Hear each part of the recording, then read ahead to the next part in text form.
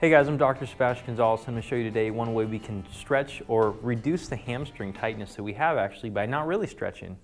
Okay, first thing you have to do is go ahead and bend down and touch your toes and just see what you have. Just notice what it feels like. If it feels tight, notice the depth, notice the sensations.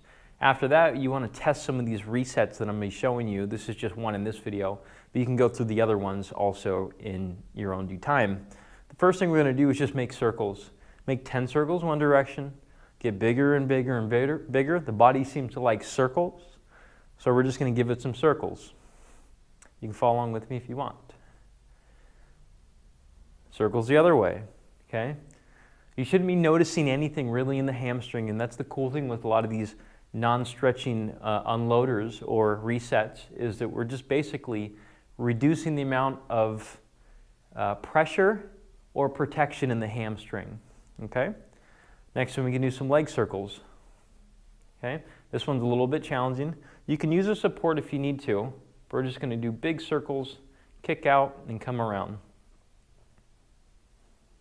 Try to make a lot of the rotation come from the hip. You might notice in the beginning a lot of it comes from, it's seemingly the knee, but actually we're pivoting within the hip socket here. Flip sides, circles again, 10 circles. Okay, next thing we're going to do, we're just going to turn.